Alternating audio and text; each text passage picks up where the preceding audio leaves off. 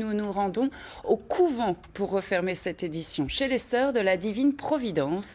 Elles célèbrent cette année leurs 200 ans de présence dans la commune de Ribeauvillé, anniversaire marqué par une série de conférences et des portes ouvertes tout au long du mois d'octobre. Portes qu'ont poussé Stéphanie Malorand et Nadine Lee.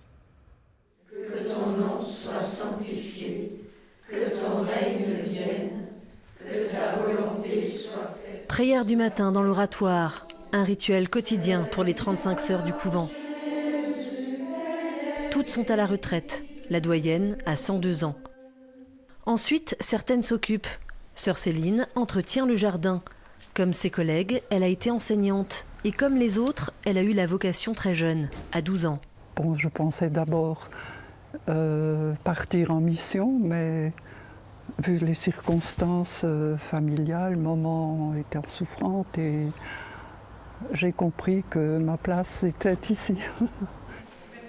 En ce moment, dans la salle de réception, l'heure est studieuse. Répétition avant un cycle de conférences donné à l'occasion des 200 ans de présence des Sœurs de la Divine Providence à Ribeauvillé.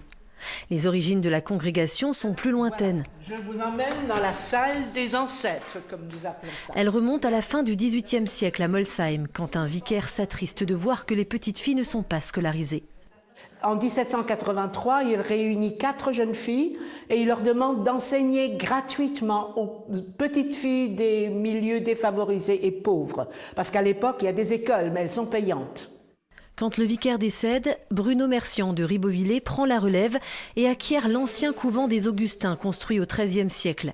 C'est ici que jusqu'en 1969, les sœurs sont formées à l'école normale. Ici, on a l'école normale privée qui nous a toutes formées à l'enseignement et donc nous avons toutes le même état d'esprit pour cet enseignement. Il reste 35 sœurs au couvent de Ribeauvillé, 300 dans le monde.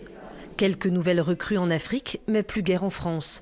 Alors, pour réfléchir à l'avenir de ce couvent, la congrégation a monté une commission avec des laïcs.